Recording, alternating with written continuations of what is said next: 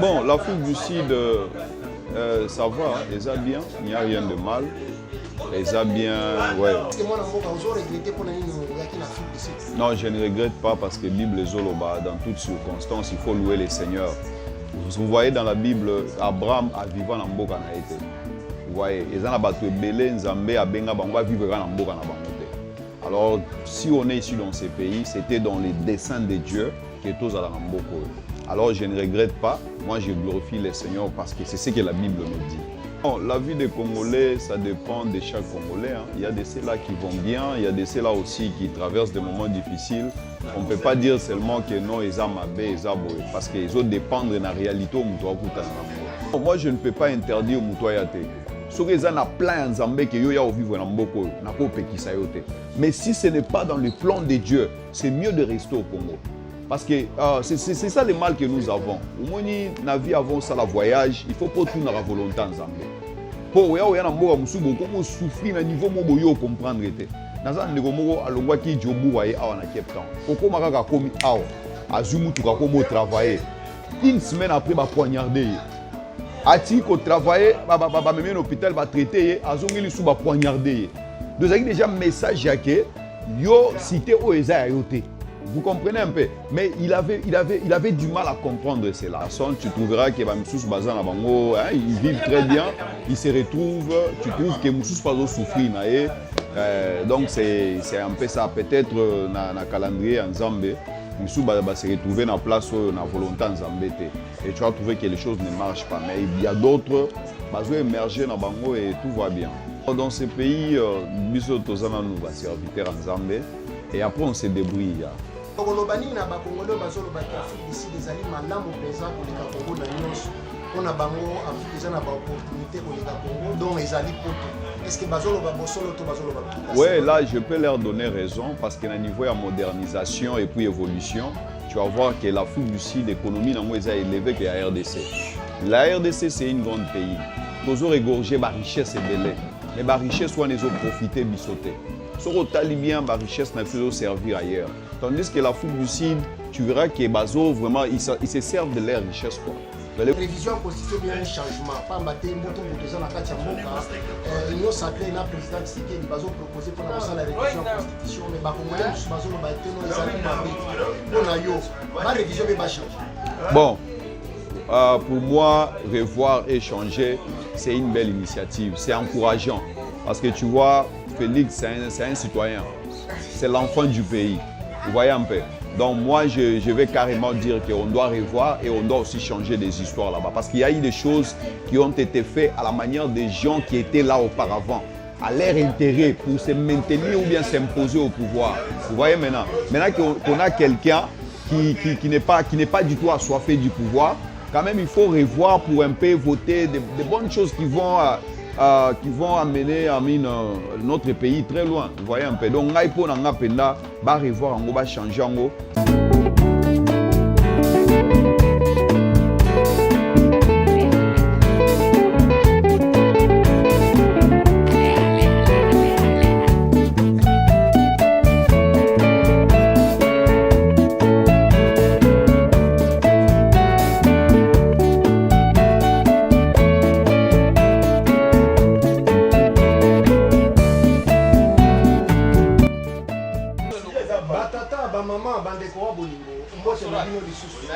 Nous allons toujours dans la spéciale diaspora congolaise. Ah, bon,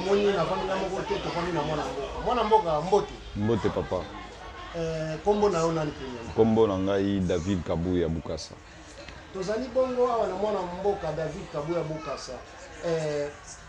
Ça fait combien de temps en Afrique d'ici, mwana mboka? Oui, ça fait très longtemps, depuis 2009 plutôt, jusqu'à présent, on est dans ce pays. Depuis 2009, mwana mboka Zali na kati Afrique d'ici. Boni na Afrique d'ici, des ali malamu kezama. Bon, l'Afrique du Sud, ça va, hein, ils ont bien, il n'y a rien de mal. Ils ont bien, ouais, c'est un peu ça. Mwana mboka lobi Afrique d'ici des ali malamu. Mais bon, il vit à Bakongolais. Bon, la vie des Congolais, ça dépend de chaque Congolais. Hein. Il y a des ceux-là qui vont bien, il y a des ceux-là aussi qui traversent des moments difficiles. On ne peut pas dire seulement que non, ils ont mabé, ils ont boé. Parce qu'ils ont dépendre de la réalité où nous donc par là, je peux que dire, donc ça dépend de la réalité en face de la personne. Tu trouveras que ils vivent très bien, ils se retrouvent, tu trouves que Moussous pas souffrir.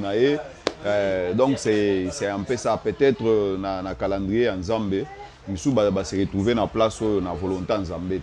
Et tu vas trouver que les choses ne marchent pas. Mais il y a d'autres qui vont émerger dans Bango et tout va bien. Malgré l'histoire, il y a des mafeuses et tout ça, mais quand même ça va. Merci mingi na basi bozola na ndenge mwana mboka zola na biso na bonya pe maele yebisa biso activité ni nozo sala kati mboka. Dans ce pays biso tozana nous va serviteur en Zambie et après on se débrouille. En général, je n'aimerais pas parler de mes activités. Merci mingi batata ba mama bande kwa bolingo azali musala nzambe azape na ebele azo sala alingi kolobela ngo sikote mais na base avec l'état tokosenga permission pour ameka ko expliquer biso a exposer pe boanya na maele ya maye azo sala pour bino pe ba na nzambe na ba kongola mokili mokila bo profiter nango. Est-ce que moi na mboka ozo regretter pour nini yaki na Afrique du Sud? Non, je ne regrette pas parce que Bible zoloba dans toutes circonstances, il faut louer le Seigneur. Vous voyez dans la Bible Abraham a vivant na mboka na été. Vous voyez, les gens qui vivre dans mboka na bangote. Alors, si on est ici dans ces pays, c'était dans les desseins de Dieu que tous allons dans mboko. Alors, je ne regrette pas. Moi, je glorifie le Seigneur parce que c'est ce que la Bible me dit. Donc, c'est un peu ça. Merci mingi mwana mboka. Mais olobani na ba Congolais bazoloba ki Afrique d'ici des ali malamu penza ko leka Congo na nyonso. Pona bango Afrique eza na ba opportunité ko leka Congo donc ezali poto. Est-ce que bazoloba bosolo to bazoloba? Ouais, là je peux leur donner raison parce que na niveau ya modernisation et puis évolution, tu vas voir que l'Afrique du Sud l'économie nango est élevée que la RDC. La RDC c'est un grand pays. Toujours égorger ba richesse et belé. Mais ba richesse soit les autres profiter bisoter. Sur au talibien ba richesse n'a plus servir ailleurs. Tandis que l'Afrique du Sud, tu verras que bazo vraiment ils se servent de leur richesse quoi. Vous allez voir qu'il y a des investissements ici. Les Blancs ont investi. Missa les alliés, hein, tu vois. Malgré que ces boulots-là, ce n'est pas facile pour l'étranger. On ne les donne pas aux étrangers facilement quand même. Mais vous allez voir que c'est un pays évolué. Ce sont des choses que notre pays pouvait aussi avoir connues si on laissait peut-être les Blancs investir, tu vois, comme à l'époque de Lumumba. Ceux qui ont investir dans nous. Ça allait être comme l'Afrique du Sud. Mais malheureusement, nous, ce qui s'est fait déjà, et les Blancs sont partis, c'est pourquoi on est resté comme ça et rien ne marche pas. Tu vas voir que c'est un pays riche, mais ça ne profite pas à la population. Vous allez voir que la population souffre, vous voyez. Mais on est riche. Alors, Afrique du Sud, avantage, tu trouveras que toute personne ici, tout citoyen, a même shop na président Mboko. Ce sont des choses qui ne se font pas en RDC. Vous allez voir que Chopo Ramaphosa Azokota, Ozokota pe mutumoro simple. Alors la peut-être Nanzela, Akota pe na Chopa na Sombielo.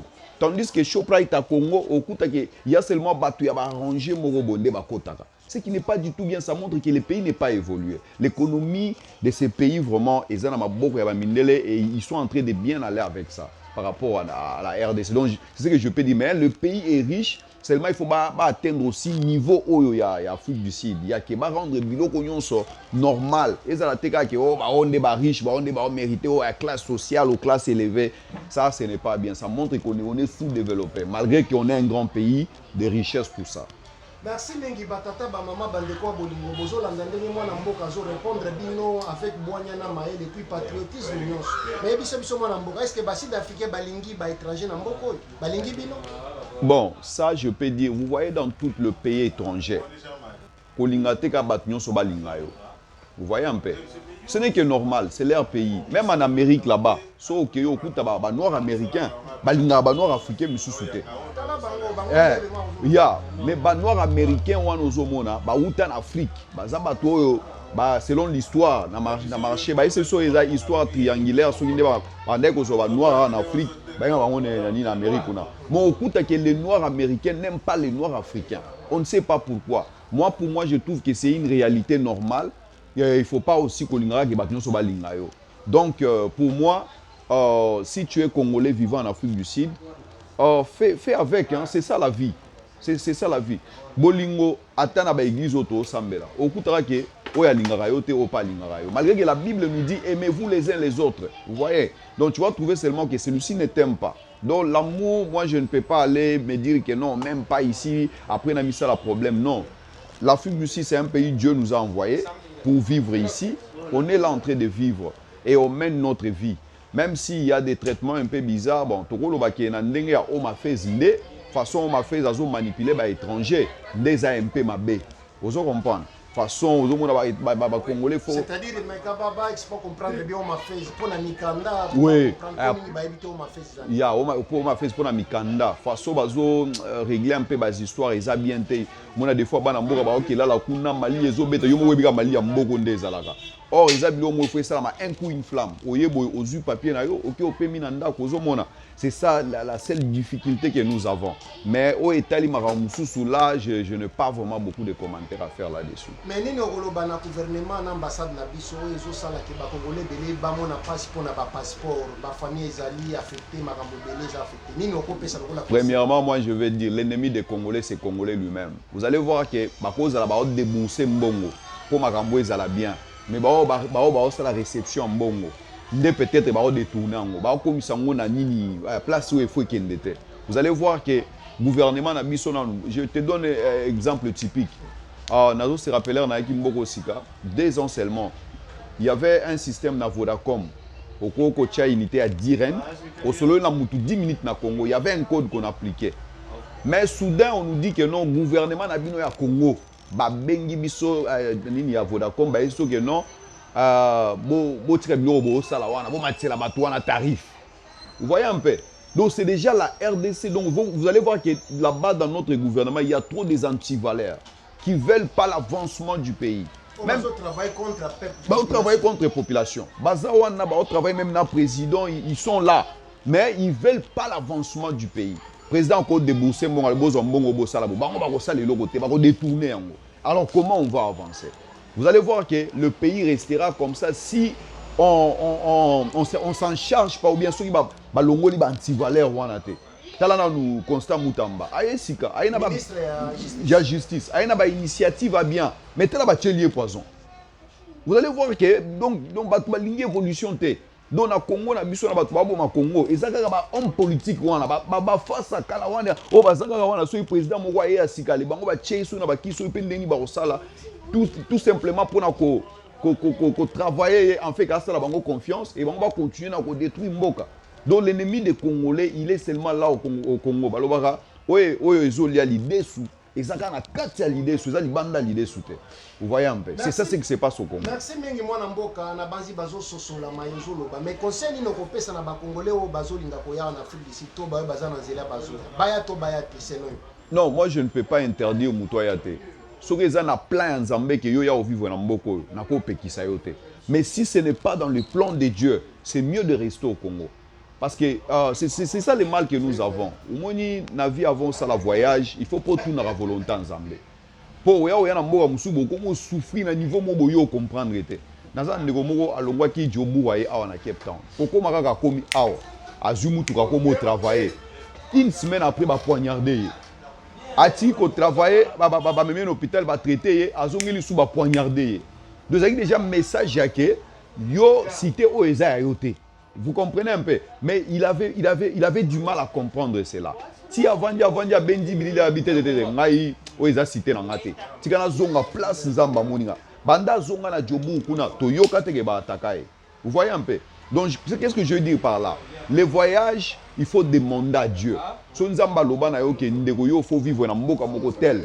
Kende et tu verras que l'union se sera bien pour yo. Mais ce qu'on a mutu makasi na yo parce que il y a l'Eldorado là-bas, parce que il y a du bonheur, il y a quoi que ce soit, mais Dieu ne te voit pas là-bas. Sois rassuré que aux autres s'enfoncer yo moko sous na ba difficulté makasi. Donc c'est toujours dans des volets. Je n'aimerais pas que le bagage a volé moko. Merci mille mois namboka mais message ni ngopesa na ba Congolais ya Est o bazali victime ya bitumba o ba ikoze biso pa Rwanda na Uganda plus de 30 ans ngo ba mama bazali violé bana bazali violé ba papa bazobo bango message ni ngopesa ba. Bon, message na ngezala ke Zambaza na bango Zambaza na bango toza vraiment de cœur na bango tozomona nyonso ezoleka kuna kimia ezate ba tuerie nyonso wana ezaka mambo politique oyo. vraiment bazala fort nzamba sunga bango un jour makambo aussi la kaka président Zawana azobunda muke pour akotisa kimia na secteur wana mais nous savons que makambo wana ezosalama suite à l'implication ba hommes politiques ce sont des choses qui sont politisées vous voyez un peu mais oui ba hommes politiques boyo que la peuple wana mawa makila ezotanga wana bino bozo sepela ba maman na biso baza violé wana bino bozo sepela non mais boyo quand même mawa bo fongola mitema botika makambo bozo sala wana vous voyez Congola koufi trop makila etangi trop na est wana. Hein? Voici arrivé le moment où nous devons prendre conscience. Nous devons quand même nous mettre à la place des hommes. Asseyons-nous et réfléchissons un peu. Essayons un peu de voir les choses à la manière des hommes. Toi, ça te fait plaisir. Comment tu peux trouver plaisir? Et toi, ça te fait plaisir parce que tu gagnes de l'argent, tu fais ça. Non. Peuple congolais, arrêtons avec ça. Arrêtons avec ça. Tomitia na place à baninga ndenge yo posa na posa ko vivre wana ndenge pe batu wana o bazobo wana baza pe na posa ko vivre alors totika biloko wana tolinga batu koleka mbongo ko mema yo nil pas o kufa lelo ko tika yango donc vraiment to prendre conscience to sunga peuple na biso wana ba bimanelo ko wana soki tozuka conscience to lobi non na ba biloko nyonso o monaka ke est na biso wana ekozonga normal so ba homme politique wana batikina ko tala ba intérêt na bango parce que tout se fait seulement par leur intérêt. Ils veulent gagner de l'argent, ils veulent se faire de quoi que ce soit. Alors pour se faire de l'argent ou quoi que ce soit, il faut que tu aies vu mususu ya ndeko musu en danger. Ce qui n'est pas du tout bien. Ce qui n'est pas du tout bien. Faut to lingana. Bolingo so lingi ndeko na yo ko boma ete, ko teka ete. Ozomona. Donc, le système politique, on a botika yango. Combien de fois le président tindi ba délégation kuna, mais bazaka so ba komi kuna, bango ba tche bango na ba nini ba système na bango ya mafia wana, bomoni boye. Ah donc toujours kolamba bango esprit. Sorry, faut pas ça la musala bien te. Bozolamba bato esprit bato baye po ba bongisa mboka ba bacha kimia bino bozolamba bango esprit parce que déjà boyeli ba technique nyonso ya mboka wana. C'est ce qui n'est pas du tout bien. Merci mingi mwana mboka avant to silisa pona yo révision constitution bien un changement pamba te mboto za na kati ya mboka union sacrée na président Tshisekedi bazo proposer pour na la révision constitution mais ba congolais musu bazo lo ba te no ezali mabe pona yo ba révision be ba changer. Bon, pour moi, revoir et changer, c'est une belle initiative, c'est encourageant. Parce que tu vois, Félix, c'est un citoyen, c'est l'enfant du pays. Vous voyez un peu. Donc moi, je vais carrément dire qu'on doit revoir et on doit aussi changer des histoires là-bas. Parce qu'il y a eu des choses qui ont été faites à la manière des gens qui étaient là auparavant, à leur intérêt pour se maintenir ou bien s'imposer au pouvoir. Vous voyez maintenant. Maintenant qu'on a quelqu'un qui n'est pas du tout assoiffé du pouvoir, quand même il faut revoir pour un peu voter des bonnes choses qui vont amener notre pays très loin. Vous voyez un peu. Donc va revoir, changer. S'il y a des choses qui doivent voter, qu'on travaille en avancement parce que au Monimbo passeport nous a reconnu. Quand tu voyages avec un passeport congolais, c'est comme si aux abazo le roi démon moroboy, le roi fantôme. Tu vois un peu. Oh, passeport à Zimbabwe, ils sont crédibles, ils ont les cafés vert. Mais il y a RDC, ils ont mal vu. Alors, si on arrivait que Tobongisi Makamba, constitution, vous allez voir que RDC comme Mata et que na niveau où ils ont liboso. Donc pour moi, je soutiens cette idée-là. Basala yango penda ba revoir yango ba réviser yango na motema malamu. Na motema ya keko bongisa mboka ko matisa mboka ya keko kitisa mboka te. C'est que nous voulons eza o ekosala avantage ya mboka wana. Si cela va contribuer à l'avancement du pays, carrément basala yango. Merci mingi mwana mboka mais ba qualité ni nous en ango parce que tobi ko zana ba qualité belé mais on préférer ko garder moi qui ba yo pio na boanya na mayele mais ba qualité ni nous en ango pe promettre bango ki mbala sima soki ba sengi na yo leka ko pesa bango chance pour leka ko bana bango. Bon papa na ngai Dieu nous a doté de beaucoup de choses. On est serviteur de Dieu, on est chanteur aussi na yembaka nazana banzemo na YouTube. Nazo profiter pe na occasion oyo vraiment sa chaîne comme chaîne on va profiter bo s'abonner na chaîne mwana mboka musali ya Zambi pour na soutenir pesa comme chaîne na ngai za David Kabuya nazana banzembo eza kuna ceux qui beaucoup s'abonner pena et que ça la bien ils ont soutien pour soutenir musala nzambe ils ont musala ngate ils ont musala ya nzambe. Mais à part ça aussi j'ai œuvre dans l'église n'a plus dans Pérou et là-bas je fais la musique, je fais l'interprétation, je prêche aussi.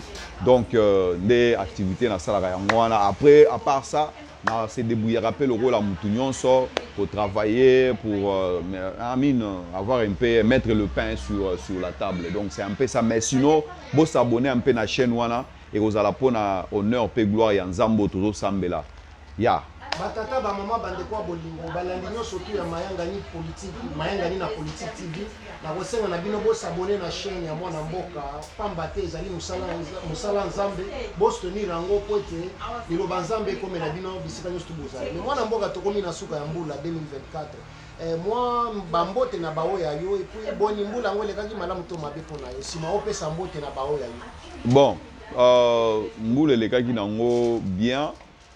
Et les gars qui paient moi, il y a eu aussi les hauts et les bas. Donc nous marchons avec la beauté de la vie, c'est quand il y a aussi les difficultés. Donc on ne peut pas seulement dire que tout était bien. Non, il y a eu des secousses, il y a eu des maladies, il y a eu des épidémies. Mais on a fait avec par la grâce de Dieu. Et là, je profite pour saluer tout le monde en général. Je n'ai pas des gens que j'ai cité les noms, mais je salue tout le monde en général qui nous ont soutenus de loin ou bien de près dans leur prière. Surtout ça, la prière. En tout cas, Bisika Bozali Nzamba Likolo Pambola Bino, vraiment, ils ont honneur pour Nangaï à communier na Bino à travers l'émission Andeko Nabiso. Merci mingi mwana mboka biso de tokopesa merci pour na kopesa biso temps pamba te to jouer na kati ya musala mais a préféré kopesa biso temps kusula na bino. Merci mingi. Je vous en prie papa. Et puis mbala sima na banzi soki ba bazota la yo ba lingi o le kaolo de la bango promettre bango ko yo bien ko ya te. Non, je promets vraiment là je suis prêt so bolingi nga penda na ya koloba lisusu. Na koya na nga koloba soki eza bolingi to lobela makambo nzambe ya Bible to koloba surtout ba débat biblique aussi politique on n'exclut pas. On est disponible pour Nabino. On est là pour donner ce qu'on a. Pourquoi pas? Parce qu'on ne sait pas qui on va bénir à travers ces émissions. Tu es peut-être comme ça peut message, peut-être dans l'ignorance, ce qui se passe. Donc on est là pour ça. On est là. Donc pendant mon amboka pasteur Azonga Lisusu et Sengeli Bino commenter na sebo koma pasteur David Kabouya. Ceux qui ont 1000 commentaires, pasteur David Kabouya Azonga, pasteur David Kabouya Azonga 1000 commentaires. Nous allons promettre à Bino pour expliquer Bino. Merci Mingi.